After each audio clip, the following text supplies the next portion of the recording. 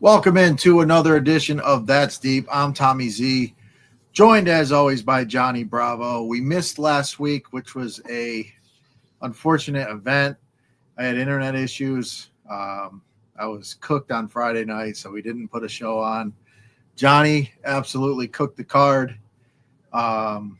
We had a great night Saturday, so don't want to miss another show. We don't want to miss opportunities like that.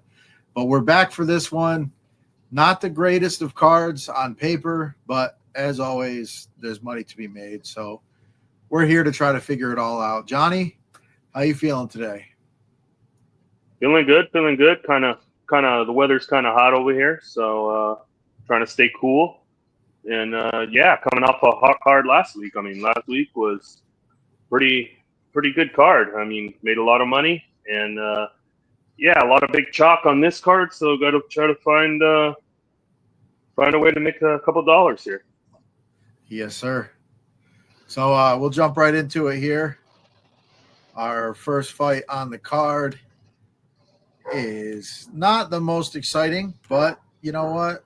It's Cody Brundage fight, so you never really know what you're going to get. Got Cody Brundage taking on Eric Moicano in a middleweight fight. Brundage, he's kind of an explosive guy, but he's got some big time flaws, and he knows how to find a DQ win. That's for sure. Taking on Moicano, who in his UFC debut, I mean, I don't even know if he debuted because he didn't really fight. So not sure what to expect in this one. What are your thoughts here? Yeah, this is a tough one. This is two guys that I think that aren't very good. Cody Brundage, I mean, what can you say about the guy? I mean, guy's known for a DQ win. If the fight's not going his way, he'll definitely look for a way out. He's got decent power in his hands. I mean, he's got that jump gilly that he does. The wrestling is not the greatest. Not a big fan of Cody Brundage, but Eric Moicano is pretty terrible himself. I mean, he didn't even look. He pretty much came in against Ruzaboyev and didn't even really do anything and just got absolutely sparked and mean KO'd. So I don't know. The tape before the Moicano fight, I mean, the tape before the Ruzaboyev fight on Moicano, I mean, he looked like he was, I mean, decent, I would say. But, I mean, he just didn't show up. Brundage kind of luckboxed his way into a draw in the last fight. It was overturned. Originally, it was a Malik decision, but I guess they overturned it because there wasn't enough time in the third round to score it as a complete round. So he ended up escaping with a draw there. I don't know. I mean, I guess it would probably be Brundage in rounds 1 or 2, I would guess. I mean, maybe the Marquez fight for Brundage was, I mean, he looked good there and got the job done there after he did get rocked in that fight, but he came back and ended up putting Marquez away. It's just you really don't know what you're going to get out of Cody Brundage. It's just really tough to tell. I mean, Eric Moicano is probably not UFC level, but I don't think Brundage is that much better. But, I mean, he should get this guy out of there within – I mean, if he's going to finish him, he's going to finish him in 1 or 2. If not, Moicano might be live. I don't know. This fight is just disgusting to me, but I'm going to pick Brundage and probably Brundage to get it done early. Maybe if Moicano looks decent, maybe a live bet, but yeah. Yeah, that's exactly my breakdown. I literally didn't think I would ever say I'm on Brundage in a fight again in the UFC. But Moicano, not impressive at all in his debut. Literally didn't fight, didn't do anything. In Brundage, early in fights, he is explosive. We've seen him have some success in the grappling early. We've seen him have some success with his hands early. He tends to kind of, as things go bad, he just hits the escape button. But I just don't know if this guy even has it in him to push the pace to beat Brundage. So this is a fight. Yeah, I'm looking at Brundage early finishes. And, I guess we'll see how it plays out. This is the second fight in the UFC for Moicano, so possibly, maybe kind of shakes the cobwebs off and gives us a better performance. So maybe a live opportunity there, but yeah, I got to go Brundage here. Don't love it, but those early props are probably the way to go. I mean, the kid's got skills. I don't think he's mentally the toughest guy out there. We've seen him find a way out of fights before. Talented guy, strong. He's got some power, but it's tough to really get behind Cody Brundage at this point. So, but with that said, I mean, Brundage is my pick to win, and we'll see what happens. We'll see what the live opportunities give us. But yeah, early leans, Brundage early finish, and I'd be okay with that. All right, moving right along here. Our next fight on the card is maybe somewhat of a squash match here. I don't know. We got Gabrielle Hernandez taking on Julia Stoliarenko. Stoliarenko is basically a armbar sub or bust. Hasn't had a great run in the UFC. Hernandez, she's got some decent striking. She's not terrible. She upset, I think, all of us. I think we were all on Kong Wang in her last fight. She's tough. She's tough out. Stoliarenko probably shouldn't be in the UFC at this point. Hernandez, pretty big favorite. What are your thoughts here? Yeah, Stoliarenko is pretty terrible. I mean, like you said, she's pretty much round one armbar or bust. I mean, if you look at all of her wins, I think all of them are round one arm bars, which is pretty crazy. The striking is not very good, not good at all. The wrestling isn't good. It's pretty much if she can snatch up an arm and she's good at locking up that arm bar. That's one thing she's really good at is finding that arm bar. But yeah, Fernandez is just probably going to be too big, too strong. I mean, she's pretty well rounded. I like her striking. I mean, I find it hard. I mean, if Stoliarenko doesn't pull up that round one armbar, I find it pretty difficult not to see Hernandez finding a finish some way. I know it's a women's fight. The total set at 1.5. Yeah, I like Hernandez to get the job done, but it's like, what's the inside the distance is -130. You really don't like paying that on a women's fight. I mean, Stoliarenko literally has, other than an armbar, nothing to offer. Yeah.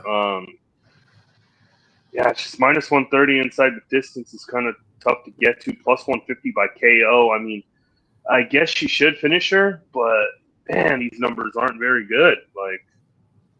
It's a woman's fight, so it's hard to just really bet. Maybe she can just lay on her back and survive. I don't know. Yeah. But yeah, I like Hernandez. Hernandez inside the distance. Don't like the number.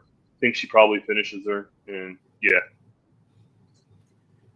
Yeah, I agree. I mean, I don't think this is really, it really shouldn't be competitive. And really, if Hernandez doesn't want to give up an opportunity for the armbar, just don't wrestle. If she doesn't wrestle, I don't think she's getting taken down. So, I mean, it's kind of her fight to dictate here. So keep it on the feet. Probably beats the piss out of her on the feet, I would imagine. And avoid the grappling at all costs. And I think Hernandez probably does get her out of there. I have Hernandez in an even money parlay to close out. I tied her to Seattle today in the first 5 to just get an even money bet on her money line. So, obviously hoping that comes through. I'm pretty confident it will. I think I'll probably look at some MLB and probably put something on the sheet, maybe get another even money parlay on her. I really don't think this fight's competitive. It really shouldn't be. There's really no – it's literally if she falls into guard and has to worry about the armbar, that's kind of it. But I just don't – I don't foresee that happening. So I think Hernandez rolls in this one. Pretty cut and dry. I think she probably finds a finish. So I don't hate the inside the distance as a parlay piece, but yeah, I mean, if you can get on her with, maybe one or two other legs, throw her in a parlay. I think it's at least safe on the money line. So yeah, Hernandez for me. But yeah, I do think she finishes this fight, and I really don't think it's all that competitive. Stolyarenko, round 1 sub, 1100.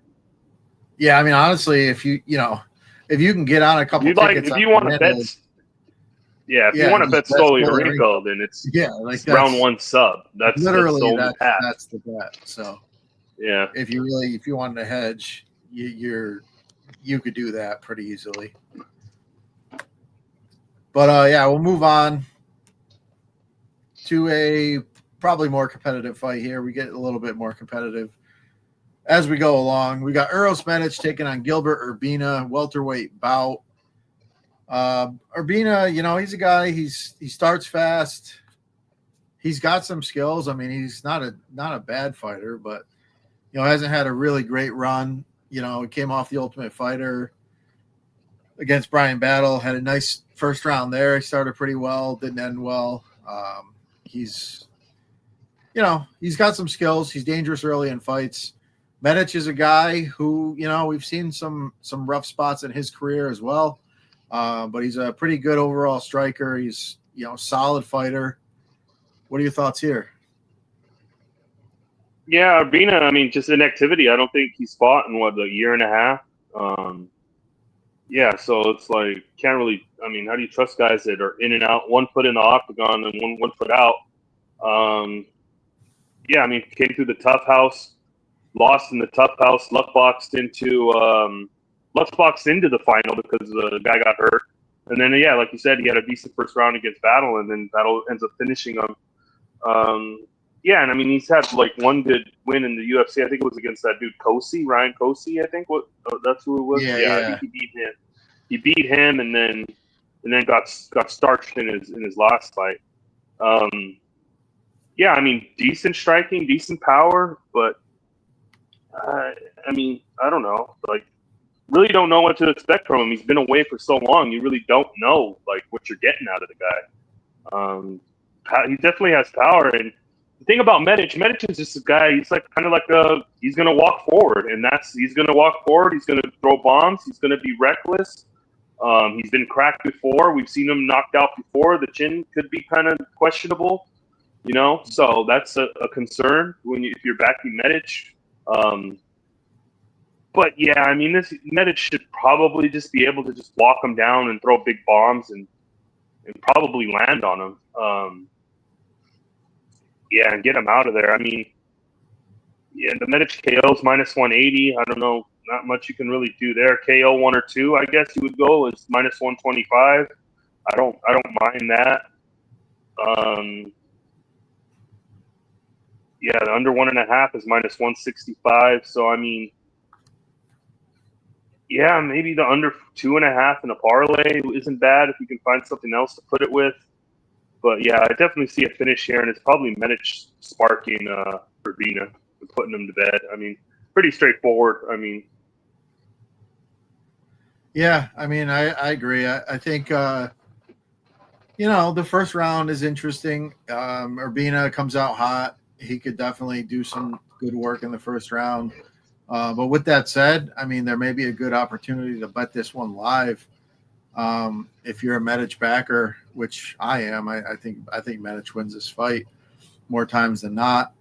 Maybe Urbina has a good first round and Medic takes over late. That's kind of, it's kind of the way these guys are built. I mean, Urbina is a fast starter and he fades.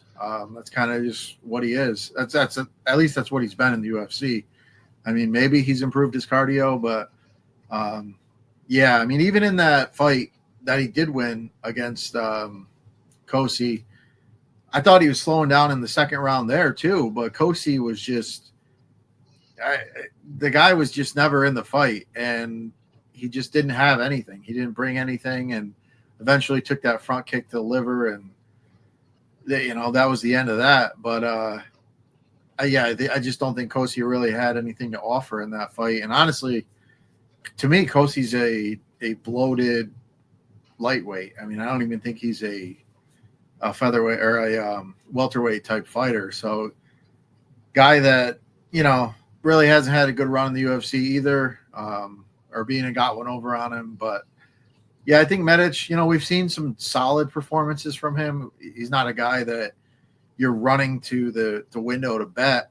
But I think overall, over the course of 15 minutes, he probably finds a way to get it done. He's got good striking. He's got the ability to finish. So, yeah, I like Medic here. Interested to see. I don't know what I'm going to do pre-flop, but I am kind of interested to see what that after the first round, kind of where we're at with the odds. Maybe we can catch a price. We might not see the second round.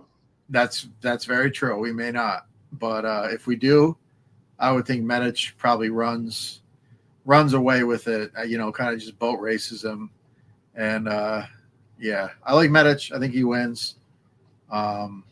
Just not a big Urbina guy. So, yeah, I mean, that's it for that one. This card is just, man. Yeah. No. Holy shit. They're fucking minus 400, minus 500, minus 700. Like, not much you can really fucking dive into here. Yeah, it's tough, dude. It's tough. Well, we move into an interesting one here. I mean, we got Jocelyn Edwards, pretty sizable favorite over Priscilla Cachoeira, the zombie girl, who, she comes to fight. She brings a war.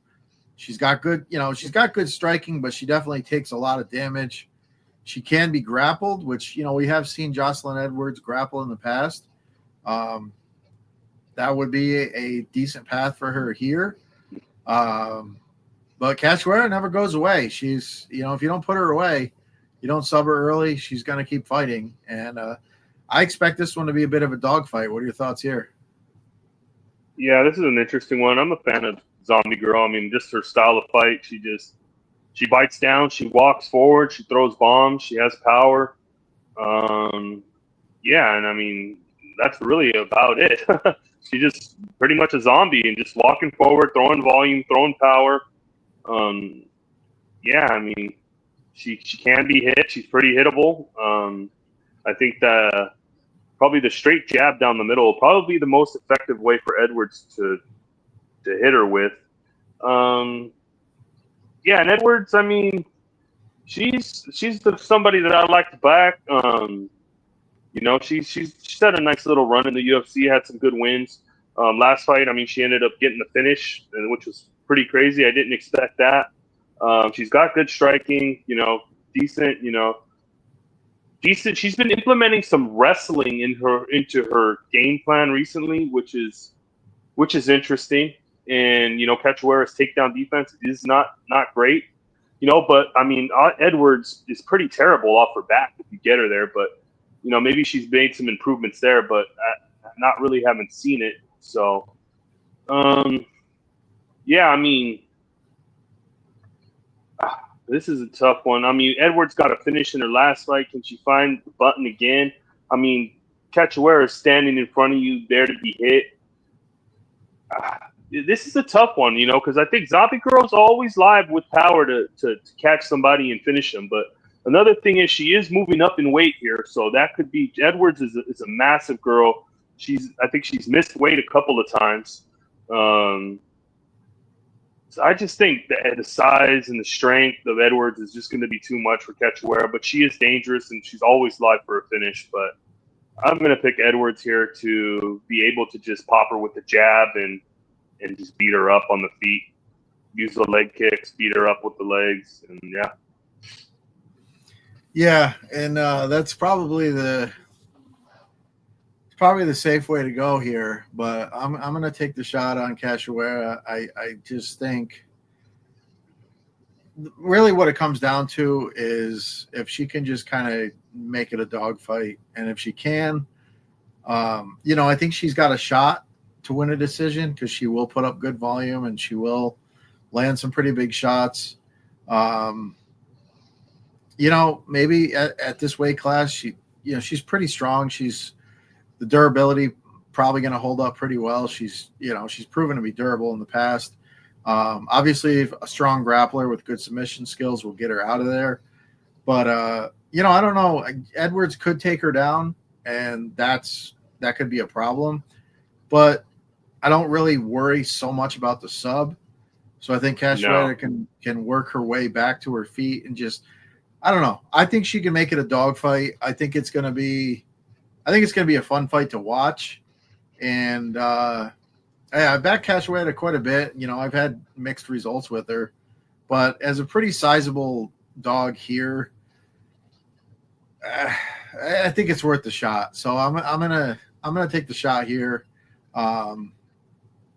Maybe try to parlay it with a couple other things and just kind of get a crazy price and just hope for the best. But yeah, I think why not take the Cachoeira KO? That's plus 900. That's not a bad shot. That might be a shot I take. So I think if she's winning the fight, I think more or less than not, she's using her big power, and she's probably gonna catch her with something if she's gonna win. I mean, for sure. Yeah, I mean, I'll probably throw a little sprinkle on that. I mean, the inside the distance is plus 700. So I mean, right. Yeah, that's. I mean, if you're backing Cachoeira, I don't mind those big number prices. Yeah, and that might be a way I look at it. Tough fight for me. I think it's close. Obviously, I think Edwards definitely has a pretty good path to victory if she just wants to grapple and use her size and make it a kind of a wrestling grappling affair. But sometimes you got to take chances. I'll take the shot here. I'll take the shot on Cachoeira, and we'll see. Yeah, we'll see. We'll see how I end up playing it, but I will officially take Cachoeira to get the win. All right, moving right along here, we've got another pretty sizable favorite here in Elijah Smith taking on Toshiyama Kazama, bantamweight fight. Elijah Smith, I mean, he looks good. He's got good skills. He's well-rounded. Seems like a pretty solid prospect, young kid. He's fought in some pretty close fights though, and hasn't really just kind of put the hammer down as of yet. Under the UFC banner. Taking on Toshiyama Kazama, though, who's, the kid's got some solid submissions. He's got a decent amount of subs on his record. I don't know. It's a interesting fight here. What are your thoughts on this one? Yeah, I'm a fan of Elijah Smith. I think the kid has a lot of potential, a lot of upside. His dad was a fighter before. He was in the UFC. So that's always good to have him as a back-end. There was questions previously, about his cardio, that he slows down. But, I mean, Vince Morales fight, I mean, he looked good in the third round. He was fighting through it. He pushed through it, won that fight, looked pretty good. Pretty well-rounded. He's got good wrestling. He's got, decent striking, good little pop in his hands. Yeah, I think the kid has a bunch of upside and a bunch of potential to be pretty good. I like his skill set. I like what he brings to the table. I like Elijah Smith a lot. And Sayuki Kazama, this guy is this guy isn't very good. He's not UFC level. He's another one of these guys that pretty much just opportunistic sub guy that his striking is pretty much non-existent. Where he gets you is in the grappling aspect. Kind of like I was on Gregorio by knockout in his last fight. Gregorio rocks him, wobbles him, hurts him. He follows him to the ground. Gregorio's gasses, and then there's that opportunistic sub game, and he ends up locking something in. That's pretty much how I see. I mean, Kazama's only path to victory is that if Smith just makes a stupid decision and ends up, going to the ground with this guy and leaving something for him to catch, But yeah, if he keeps this on the feet, yeah, this should be a Smith KO and Smith KO probably early because Kazama can't really take a punch and the striking defense is non-existent and he doesn't have anything to offer to come back throwing what he's throwing at Smith. So yeah, I think Smith should just walk through this guy. KO 1 or 2 for Smith and yeah, call it a day.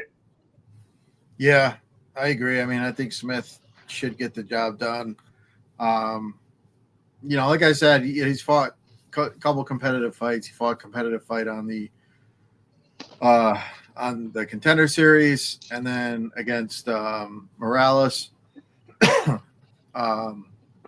But he's shown that he's got the heart. He's got the guy skills. He fought on the Contender Series was tough though. Yeah, tough dude. I mean, he put some heavy shots on that kid, and he didn't go down. The guy just didn't go away. And I think if he does the same thing here in this spot, this could be the spot where this could be the breakout spot for Elijah. Get that big finish, get that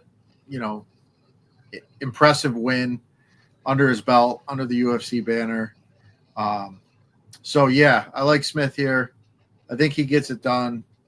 Very good chance he gets it by knockout. The knockout is live. He's got the striking. He's a good wrestler. He could wrestle, but why play that game if you don't have to? I don't think he has to in this fight. No sense in risking getting the fight to the ground. And then, like you said, getting caught in something stupid. So yeah, I like Smith here. I think he gets it done. And the finish is definitely on the table for this one.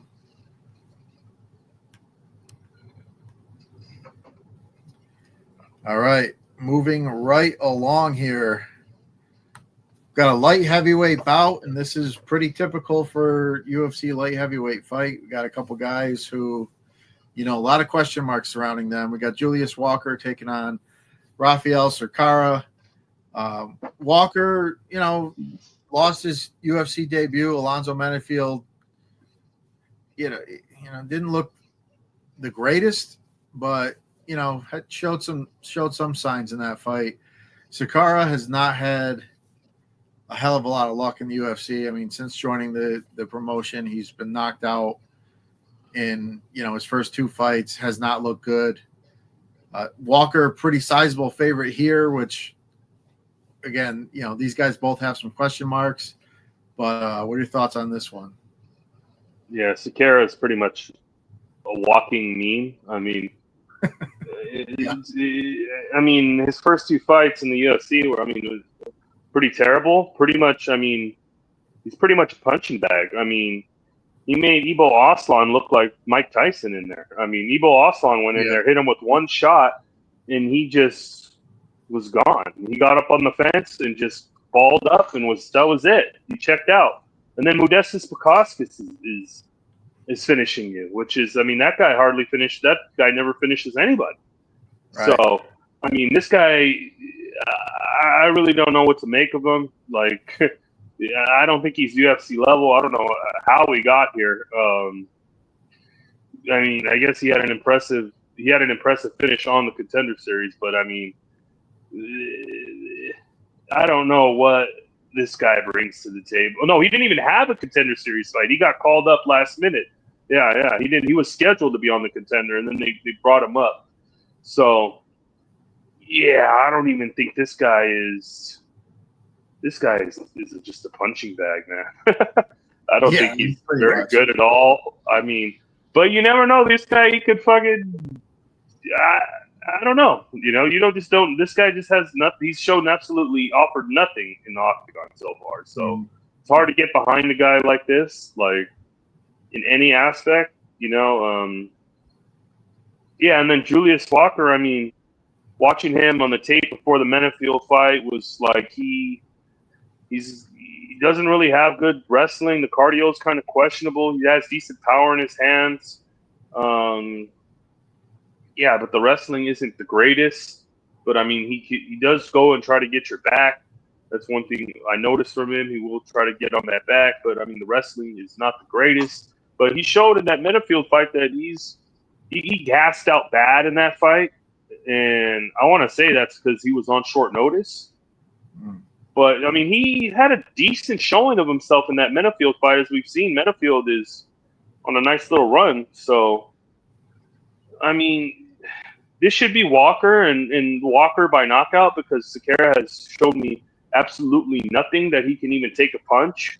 So this could literally be Walker going in there, hitting him with one punch, and this guy just falling over and curling up. So, I mean, Walker's what, minus 675. So, I mean, it's not a crazy pick, but I mean, I guess he probably gets him out of there in round one. I mean, I see this. I mean, good chance. If he doesn't get him out here in round one, then I mean, you need to just you need to assess what you want to do with yourself, because yeah, the KO round one is minus 140, and his KO is minus 175. So I mean, it's Walker, and Walker probably by KO. The KO 1 or 2 is minus 150. The knockout's minus 140. KO 1 or 2. The knockout round 1 is minus 140, and the KO 1 or 2 is 150. Yeah. Crazy, dude. Crazy. Yeah.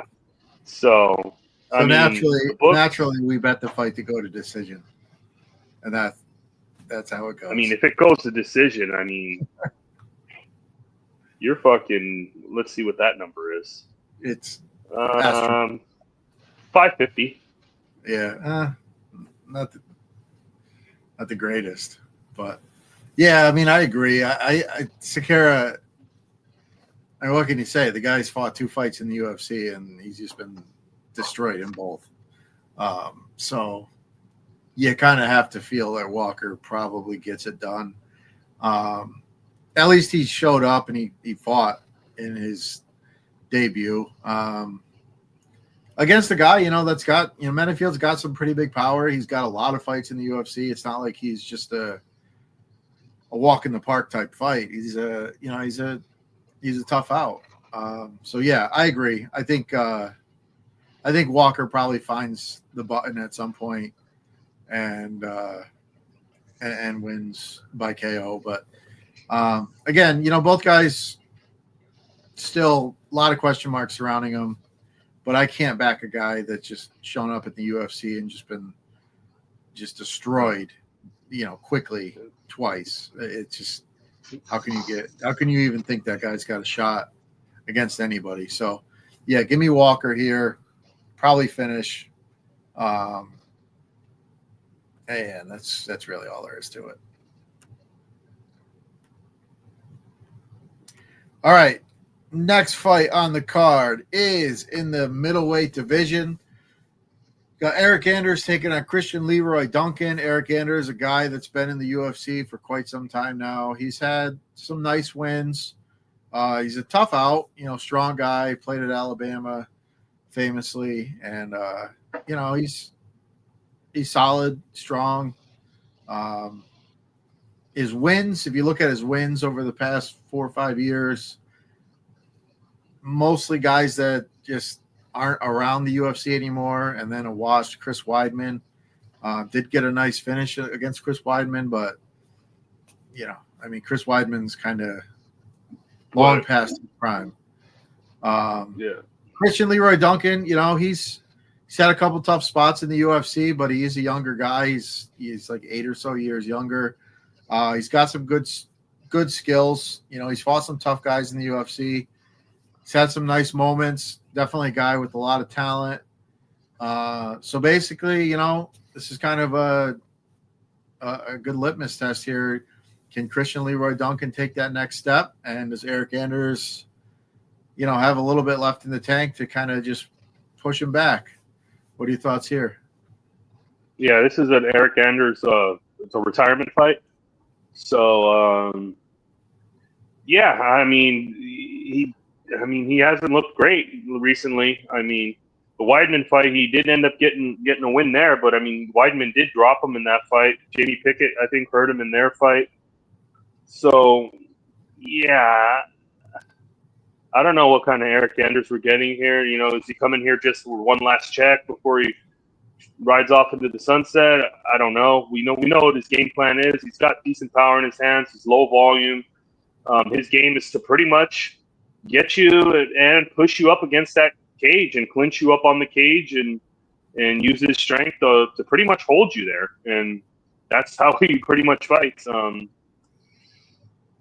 Yeah, I'm not a big Eric Anders guy. It's you know, I mean, the wrestling, I guess, can be decent, but yeah, he's gonna want to cage push you and trying to win like that. And you know, Leroy Duncan is kind of a frustrating guy. You know, the Pulev fight, like I was on him in that fight to knock that guy out. He was completely cooked, and he would like play around in there, just low volume, not throwing his hands. You know, just doesn't take. You know, he's not very opportunistic and go out there and, you know, we've seen him before kind of use like some flashy spinning shit. You know, he's got good kicks.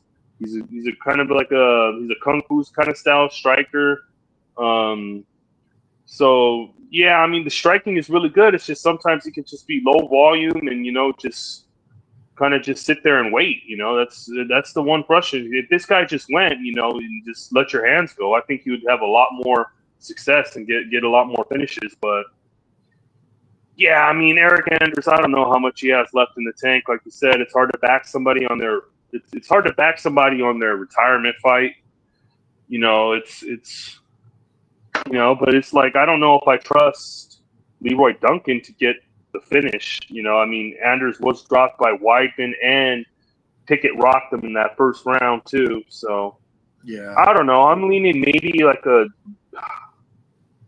Leroy Duncan KO is plus 180. I don't mind that. But if this is one where you bet the KO and you're just going to be like, let your hands go. The dude's cooked, and he's just dancing around on the outside, point fighting. You know, the decision's even money. I mean, I could see him going out there and sparking Anders and putting him away, but then I can see a decision. So this is a tough one to land on what to kind of bet. I think maybe a KO in 2 or 3 for Leroy Duncan is plus 425. I don't mind that. What's him in the over 1.5? It's gonna be sick. It's not out yet. It's probably not great. It's not out yet.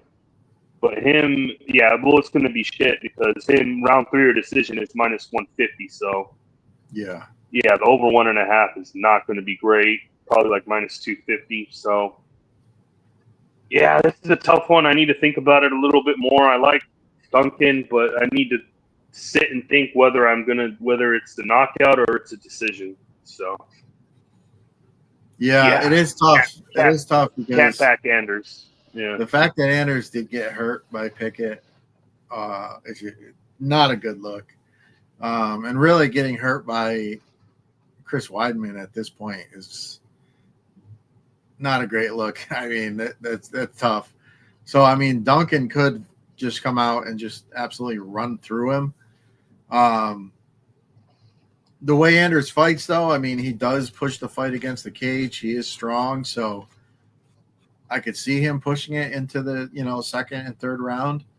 But, yeah, the chin definitely in question in this one. Just, I mean, you know, Leroy Duncan, he's got the skills. He's going to be faster. The much younger fighter. So if he doesn't allow Anders to push him against the cage and kind of grind out minutes, he could do a lot of good work early. So it is kind of tough to figure out a way. And I can also see Anders pushing him up on the cage, doing dick shit and doing nothing. And then Leroy Duncan at space just popping them with a jab, leg kicks, and winning a decision like that. But, right. Yeah, it's tough. Yeah, I mean, I think Leroy Duncan probably, you know, he's going to win this fight more times than not,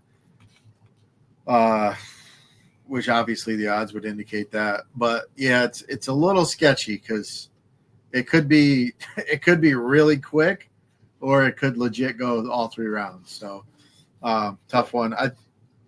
CLD is the side. I think he wins, and there's not too much threat coming back from Anders because, like you said, Anders has some skills. He's got the ability. If he pushes the pace, he can do some good work. But at this point in his career, we've kind of seen how he wants to fight, and last fight, I don't think he's gonna come out just guns blazing. Maybe he does, but I'd be kind of shocked. We haven't seen that really from him. I think he's probably just trying to get through the fight, get that last paycheck, and move on. CLD to win. I think the finish is live, but it's a interesting one. All right, we'll move right along here. Our next fight is a bit more interesting. Bantamweight fight. We got Miles Johns taking on Gene Matsumoto. Matsumoto looks like he's got the skills to really have a nice career in the UFC. Miles Johns, a guy that I have not really been a fan of his entire career. He's had a nice run. He's 15-3. You can't really argue with the record. He's got some power. His wrestling defense is pretty good. But he's a guy that I picked apart. There's holes in his game. He's low volume. The cardio, not always the greatest. He got popped for roids 2 or 3 fights ago. Obviously, we're outside of USADA now, so maybe, he might be trying to test the limits again. Who knows? But yeah, Matsumoto's looked overall pretty good. What are your thoughts here? Yeah, I mean, I'm a big fan of Matsumoto. I think, the last fight against Rob Font, he went in on short. Yeah, he went in on short notice in that fight. And Rob Font's a tough guy, to deal with, and he's got volume, he's got decent pop in his hands, he's a veteran, and he went in there and he fought tough with Rob Font, and it was a split decision. I mean, you probably could have argued he won. I was actually on Font in that fight, but you could have argued that Matsumoto probably won that fight, but I'll take the dub. But the kid's got all the skills. The striking is good. He's got good speed, quick, fast hands. The grappling's on point. He's well-rounded. Definitely a prospect to look out for. Definitely a lot of potential. Yeah, I like this kid a lot. And Miles John is like, I don't think I've been a fan like you. He's typically he's low. He's got power in his hands, but he's low volume. He doesn't let his hands go. The wrestling, I guess, is decent. The cardio sucks. And, yeah, I think the only way he probably wins this fight is if he's got the power. If he connects big on Matsumoto and maybe finds a finish, maybe knocks him out. But if he doesn't find that knockout blow, I see Matsumoto pretty much, better everywhere. Volume for days. Good wrestling. I think he could even mix in the grappling here. Really like his grappling, like his back takes. Yeah, Matsumoto's the full package for me, and yeah, I'll be on him pretty heavily this week. Yeah, me too. I like Matsumoto. Never really been a big fan of Miles Johns. Definitely not an easy out. He does have that power. He's found the button late in fights, and he's a tough out. His takedown defense is pretty solid, but you can get him to the ground. The cardio is not great. In my eyes, Matsumoto just puts a better pace on. He looks better down the stretch, and he gets the job done. I'm not a big fan of Miles Johns. I know he's had a nice run in the UFC. He's got some a good amount of wins, but I think he's there to be beat. And I think Matsumoto has the skill set, has the pace, just the overall game. I think Matsumoto finds a way to get this one done. All right, we move right along here. Next fight is in the featherweight division. We got Andre Fili taking on Christian Rodriguez. Christian Rodriguez, a man who has stolen many, many dollars out of my pocket over the course of his career. He's he's just a tough out. He's can be taken down. You know, we see it early in fights. He gets taken down and gets controlled in round one, but he just continues to scramble. He continues to fight. He just never quits. And he's got a good skill set overall. Andre Fili is another guy he's also got a good skill set. He's got good striking. He's got sneaky submissions. He can be had in the wrestling game. He can be taken down and he can be finished himself. But Fili usually puts on a pretty solid fight. Two guys that are going to go to war and they're going to fight for your dollar. What are your thoughts on this one? Yeah, me and Andre Fili are big fans of the Big Booty Latina fan club. So we got that in common. And yeah, I mean, the guy's well-rounded. He's kind of like a 50-50 guy in the UFC. You know, you really never know what you're going to really get out of him. You know, he's got good striking. He's got decent grappling. He's pretty well-rounded, but he can be flaky. The Mel Costa fight was, I mean, I don't know what he was doing there. He kind of just, I don't know if he wasn't expecting to lock that in, and then it just, all of a sudden it was in and it was over. Like, it was kind of a weird fight, so I really don't know what to make of that fight. But yeah, I mean, Fili's a vet. He's got the skills.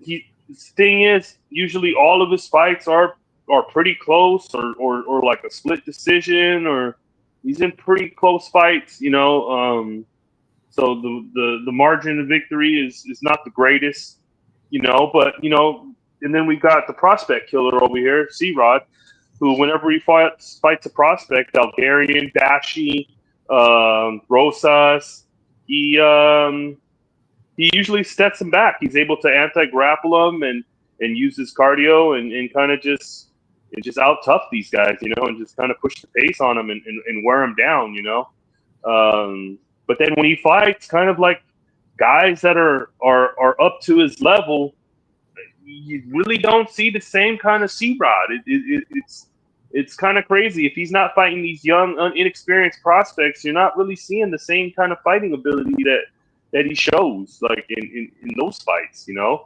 Mel Costa, I mean, I think we were both on Costa in that fight. Or you might have been on Rodriguez, I don't know. But yeah, I was on Costa in that one.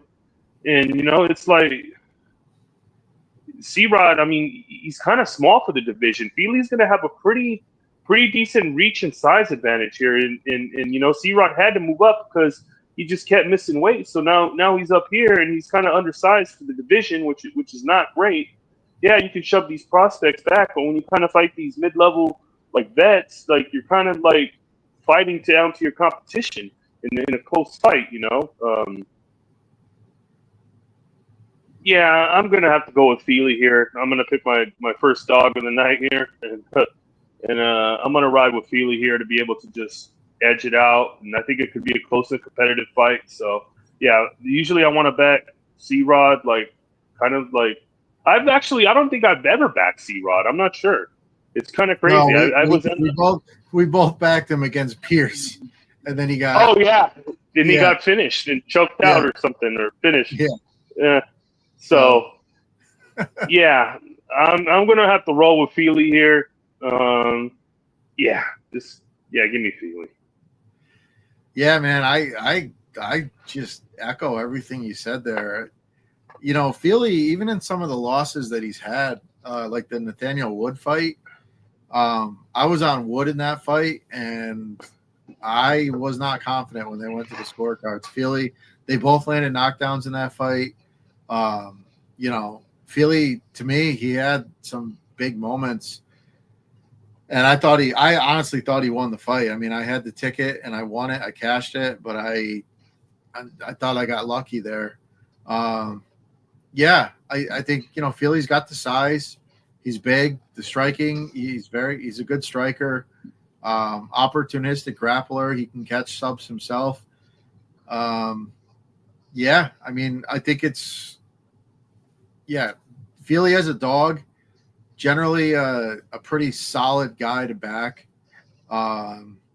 So yeah, I'm gonna roll with it too. I think because I don't necessarily worry about Rodriguez catching him with a big shot. Obviously the submission game is there, but it's not. Rodriguez is more of a defensive grappler. He's a scrambler. He's, he can just make fights tough, but not necessarily a finisher. So I don't really worry about Feely getting caught with something. And when Feely comes with a solid game plan, he's a tough out. And with the size advantage and just overall, I mean, experience-wise, like I think Feely's fought the tougher competition. I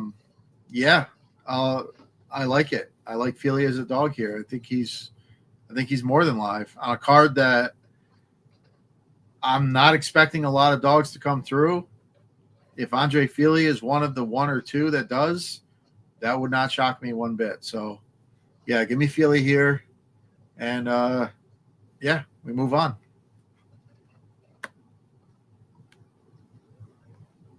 All right, our next fight is another pretty competitive one here.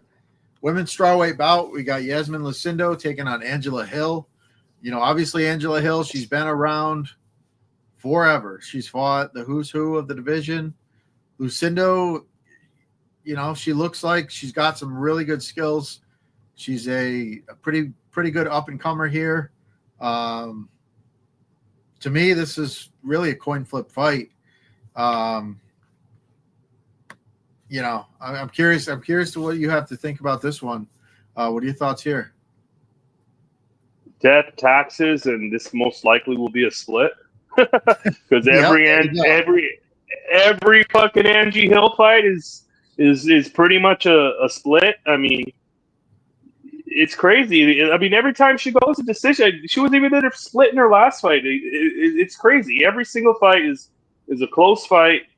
We know what she brings to the table. She's a volume striker. She's gonna, she's got good striking. She's, one of her big holes in her game was, the takedown defense was a hole. She can be wrestled and taken down, but she's also implemented some takedowns of her own. I mean, where she's been kind of using some wrestling of her own recently, which is kind of surprising that at 40 years old that you're able to improve and make adjustments. And, she's kind of well-rounded in her game kind of recently. I mean, and then Lucindo, I mean, she got a little setback in the last fight against Lemos. I think we were on Lemos in that fight. She's pretty. I mean, she's young. I think she's 23 and Angie is 40. Yeah. I think there's like a 17-year age gap here, which is, I mean, kind of fucking nuts. God, this is tough. I think it's going to be a super close and competitive fight. I mean, Lucindo's got good striking. The volume can be a little low at times, but she's got the wrestling in her back pocket, though, that she could easily go to. And that would be my concern backing Angie Hill, would be that Lucindo's able to get those takedowns. And she does have pretty decent top control, too. And Angie, in her last couple of fights, Angie is just, I don't know, her cardio has not looked great. She slowed down massively in her last fight against Souza. And, that's like, she still won that fight, but, I mean, she looked completely dead after, like, 9 minutes, which is concerning because she's getting older, so you wonder when that fall off is going to come, but it hasn't came yet. It would have to be Angie, or as a money line bet, it would have to be Angie, or just pass. I mean, it's one thing, it's going to be a split, probably, most likely, so I'd have to side with the dog here and go with Angie Hill. Yeah, I mean, the split is absolutely dreadful. Yeah. It's like 2-1. Yeah. Yeah, no. Yeah, I mean, it's terrible. like I said, I think it's a coin flip fight. You know, obviously Lucindo is the younger fighter. Obviously, if you're going to see massive improvements in one of their games, it's going to be Lucindo. So that's a possibility. But, you know, Angie's been here, done that, and this is going to be a close fight. I have to take the shot here, the dog shot. And then another thing you could do here is if you bet Angie plus 150, you put a unit on her, and then if Angie wins round 1, then Lucindo's probably plus 150 up the round. Fucking bet both sides and fucking scrape a half unit. You know? Yep. Very possible. Very possible. You're probably getting decent live odds in this one because I do think it's going to be competitive. But I mean, overall speaking, you know, I would say Angie has the advantage in the volume department. The grappling, it could go either way. I mean, you know, Angie could grapple herself and maybe land a couple takedowns. She can get taken down. So that, you know, it's a 50-50 proposition there. But yeah, I just think overall the fight is super close.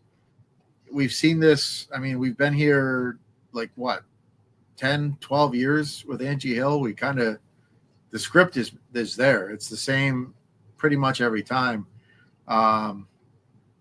Yeah, I mean, usually I like to go with the younger fighter, but in this case, you know, I think Angie Hill, she's still got something left in the tank. She's the underdog. I think it's close. I'll take the dog shot. And we move on. Oh, hold on. I just screwed up. There we go. Next fight, I don't think is competitive at all. And I'm hoping you agree with me because I'm pretty high on Erceg here. But we got Steve Erceg taking on Ode Osborne in a bantamweight matchup. Erceg is on a 3-fight losing streak right now, which, you know, most times you would look at that as concerning. But when you look at the fights, Pantoja, close fight. He did get clipped by Kai Kara France, got finished there. And then the Brandon Moreno, another former champion, you know, lost that fight, but still a competitive fight. And Brandon Moreno is, you know, he's right up there with the greatest flyweights of all time. So 3-fight losing streak for Erceg, but when you look at who he's lost to, can't really knock him. Ode Osborne, a guy, he's got some skills. He's very fast. He's very athletic, but tends to find a way to lose fights. And I think he's probably going to find a way to lose this one pretty handily. Do you disagree here, or are you on the same page with me? Oh, you asked my opinion. Oh, okay. I mean, yeah, I mean, Erceg is I mean, yeah, he's on a tough run, you know, tough stretch. You know, he's fought, but, you know, look at the guys he's fought. You know, he's fought in the best of the best, you know, and he could have been the champion, you know, if he wouldn't have tried to wrestle Pantoja in the 5th round. You know, he could have been the champion, you know, and it's crazy how they're just feeding this guy to the wolves. You would think maybe they'd give him a kind of soft layup match, and here's the matchup to get him back on track, you know. He's got, you know, Erceg, you know, but the thing that concerns me is he fights with his chin up in the air, and Kai Kara cracked him. So I don't know. You got to see, did Kai Kara crack that chin? That's a concern there. But, you know, we know what Erceg brings. You know, he's a pretty good striker, good volume on the feet, opportunistic grappling, really slick and nasty back takes. Likes to go for that rear naked. Yeah, really. I mean, I was high on Erceg, you know, and I was on him in that Kai Kara France fight. He let me down. And yeah, you know, I mean, it's kind of hard, you know, this guy, you know, all the potential, and then boom, you run into a tough streak. You know, this is the fight that should snap you out of that streak and get you back on track. Late replacement Ode Osborne. This is at this is at 135. I think catch weight, right? Is it at 35? Let me double check that. It is. I think yes. it is. Yeah, it's at 35. So it's Ode coming in on short notice. Ode's never really been known for his cardio, but he's got all the skills. It's just he doesn't really have the best fight IQ, I mean, he's got good striking. The cardio sucks, but he does have big power in his hands, and he could possibly catch Urseg, but I just don't see it. I think Urseg is on another level. I think Urseg can pretty much do whatever he wants, but he does have to mind his P's and Q's early in that first round because that's when Ode is dangerous, and he does have power in his hands. And I could see him connecting with Urseg, but I just think Urseg just has way too well-rounded, and could pretty much take this fight wherever he wants. And yeah, I like Urseg, and I like Urseg inside the distance. Ode Osborne, I can't back Ode Osborne against this level of competition, or what I think. I think Urseg is really good. Yeah, so. I think Urseg buzzsaws through this guy. I really do. I think he's just levels above. I mean, anytime we've seen Ode take a step up, he's been just pretty much destroyed. And Urseg, his step ups have literally been the champion, the former champion, and a title challenger. So, I mean, you're talking about it's just different levels. So yeah, I think Urseg finds a finish in this one. I've got his -3.5 in a parlay already, but I think I'm probably going to tie a good amount to Urseg in this fight. And, worst case scenario, I have a good hedge opportunity.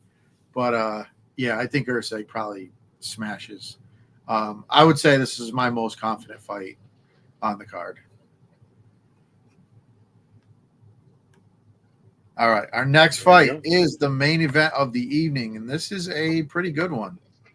Got Roman Dolidze taking on Anthony Fluffy Hernandez. Middleweight bout. Dolidze's got a few nice wins in his pocket here recently. Hernandez on a massive win streak. Basically the Marab of the middleweight division. He's just looking to push a crazy pace, grapple everybody. And it's worked. He's gone on a nice run. Dolidze is a big dude. He's got a lot of power. He's got pretty good grappling himself, so that will be interesting. Cardio wise, Dolidze he's shown much improved cardio past couple of years. But I'd have to edge out Hernandez with the cardio. We haven't seen him really slow down in fights at all. It's kind of just his weapon that he uses. You're gonna edge him? Yeah. I don't know why I said edge. You gotta go with Hernandez in the cardio department. It's kind of a weapon that he uses. But yeah, I mean Dolidze, he's shown improved cardio recently. So obviously big dude, got some power. There's some threat there. Hernandez is a pretty decent sized favorite, considering how good Dolidze's looked. But I think it's kind of deserved. What are your thoughts here? Yeah, this is an interesting one. It's Dolidze. I faded him before, and he's come back to bite me in the ass before. I just don't know. Like, I've never really been high on him, but he does have the skills. He does have power in his hands. The volume is kind of low. And the wrestling is decent. Really good jiu-jitsu, power in his hands. The cardio is not great at all. So, oh shit. Yeah, cardio not great. So I don't know. It's just I see him, if he wins, I see him probably catching Fluffy with something early. I mean, we've seen Fluffy caught before, like Kevin Holland caught him with the knee to the body. Pereira, kind of hurt him early on in their fight to the body, but he's kind of soft to the body. That's my one knock on Anthony Hernandez that I have is he's soft around the midsection. Yeah, that's one knock I got. But I mean, the striking isn't the greatest, but it's there. I don't know. I'm not quite sure who has the striking advantage here, which is the crazy thing. I think I might edge Dolidze in the striking department. I'm just not high on Fluffy's striking, but the guy just weaponizes his cardio and his wrestling and is just able to just put the unlimited pressure and pace on guys and eventually break them. That he gets the takedowns, he's wrestling, he's making you work. You try to get back up, he's going to take you back, return you back down to the mat. He's going to look to land ground and pound and, subs. He subbed, a black belt like Rodolfo Vieira in the past, really good ground game. But Dolidze ain't a fluke on the ground either. He's got good subs. You could catch him with something. This is a super interesting fight. I think this could be a good live betting opportunity as well, because I could see Dolidze coming out fast and kind of slowing down, and then Fluffy just taking over and getting a late finish is how I see it. Yeah, I like Fluffy here. Just I'm not too sure how I want to get on him. But yeah, I think Fluffy, more or not, gets the job done. Is able to put the cardio and pace on him, and eventually probably break him like he does. I mean, everybody. I mean, and this guy is built for 5 rounds. He's a 5-round guy, like Marab. This guy, he's like the middleweight Marab. He's not gonna stop. He's relentless. But yeah. I could see Dolidze catching him with something as well. Dolidze does have big power, so it wouldn't surprise me. Yeah, I worry about Dolidze's kicks.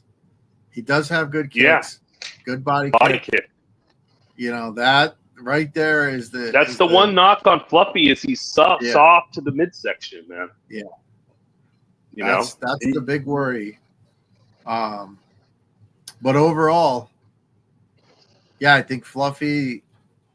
So another thing too I seen this week is he was calling out Fluffy was calling out RDR for a BMF fight. Like, you got Roman Dolidze on your plate here. He's dangerous. You got to get through this guy first before you start talking about fighting RDR for a BMF.